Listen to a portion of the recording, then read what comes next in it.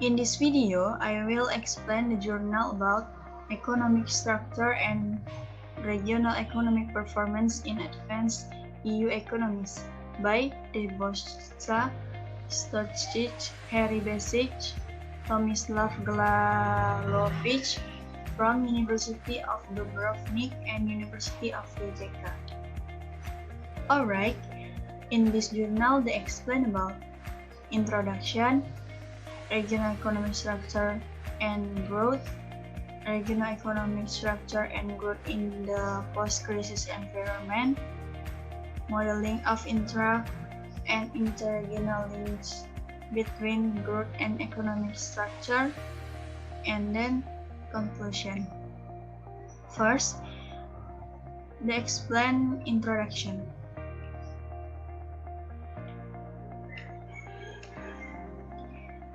In the 1950 by Clark or 1957 that economic advancement is supplemented by a shift from agriculture towards manufacturing and in turn towards service. Several reasons why manufacturing may exert a beneficial effect on economic growth, economies of scale, and expanded scope for learning, as well as potential for application of its knowledge and technologies in other sectors are only some of the reasons why manufacturing is considered to be the engine of technological progress. By Stirmay, 2009. Recent economic turmoil raised numerous questions about European growth policy. A growing number of academics and policy makers nowadays argue that the road towards growth and a better standard of living in the post-crisis European environment leads through industrialization. The recent competitive report of the European Commission 2013, for example, refers to manufacturing as the engine of the modern economy. Second, explain about regional economic structure and growth. The investigation of economic growth has often been made with the nation state as the unit of observation. Moreover, there is literature concentrated on the relationship between growth and economic structure. Recent developments in Spain and other mainly southern European countries truly reveal that education level itself wouldn't lead to higher growth rate and lower unemployment levels. It seems more likely that education should reflect the economic structure of the region and its market needs. Alternatively, there is research that analyzes economic growth at the regional level in order to provide a complete and more accurate picture of national growth and to understand more fully the nature of the process of economic change.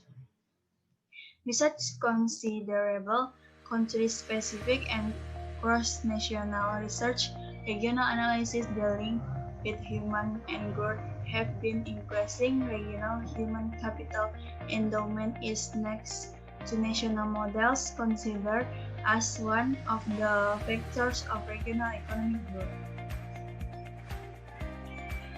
3. Explain about regional economic structure and growth in the post-crisis environment. The past decades have witnessed a reshaping of the economic landscape across a number of EU member states. The share of manufacturing in output and employment has been declining in process known as deindustrialization. Traditionally, this process was linked to a rise in living standards and the development of EU economies as predicted by theories of long-term structural change. In recent years, this process has accelerated further than the burden of financial and construction sector bubbles that broke the latest economic downturn was more severely imposed on the manufacturing sector than on service. In a parallel development, the competitive pressure of importers on the EU market was intensifying over the past decade in both low and high technology-intensive manufacturing sectors. Specialization in sophisticated industries with high value added bears potential for differentiation and the achievement of above average growth rates by its nature, such activities are characterized by low labor intensity and place instead emphasis on knowledge and technology. In the short run, restructuring from the production of standardized products towards industries of higher technological intensity may cause the construction of the labor market, particularly among low-skilled employees.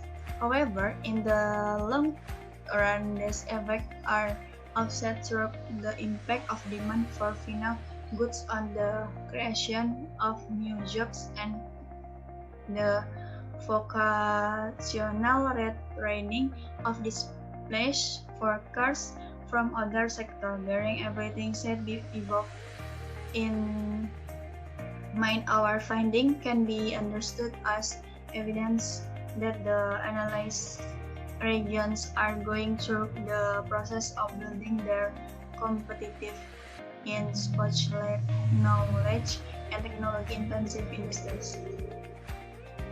Fourth, modeling of intra- and inter-regional links between growth and economic structure. The importance of manufacturing for economic growth is its beneficial impact on other economic sectors. This impact takes place through several channels, such as the movement of workers and their knowledge among companies, the transfer of knowledge and technology among upstream and downstream firms in a vertical production chain, and the spillovers generated through competition of firms within a particular industry. The modeling of economic structure draws on the existing restructuring literature, which defines restructuring as a multidimensional concept that cannot be assessed by means of a single indicator. To this end, and subject to data availability, two variables are included in the model: the regional share of manufacturing in total employment growth or employment growth, and the regional share of manufacturing in the total value added growth.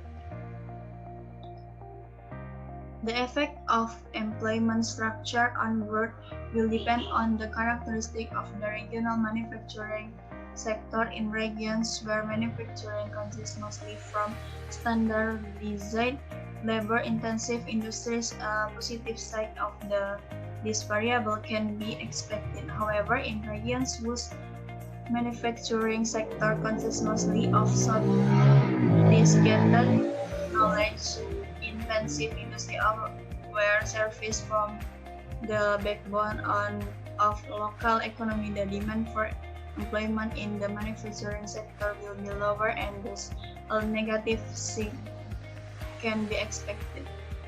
For both economic structure and growth of value-added share, the model distinguishes between intra-regional or within regional and interregional effect.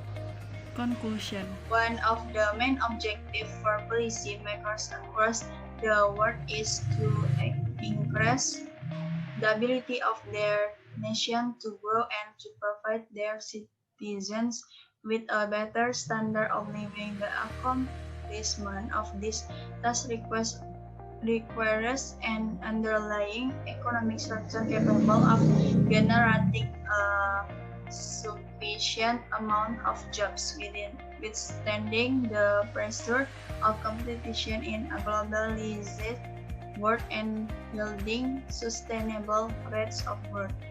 The recent economic crisis has found the numerous weaknesses in the economic model pushed by many economists based on the promotion of the service sector. Early post-crisis reports suggesting that the recovery is largely driven by export from manufacturing have after several decades revived interest in the equation of industrial development. Proponents of reindustrialization are being found among academics, businessmen, and policy makers. The growth of manufacturing value added and contraction of the workforce can be understood as a of movement from labor towards knowledge-intensive activities, while the former finding breed some optimism. The results related to interregional effects are somewhat worrying. It appears that the development of the analyzed regions bears many resemblance to the theoretical core periphery models. Future industrial policy will have to find instruments for a more balanced distribution of economic activity and the strengthening of links between economic entities in different geographic areas. Okay, that's all from my video. Sorry for any mistake and thank you for your attention. Assalamualaikum warahmatullahi wabarakatuh. Holy Grail.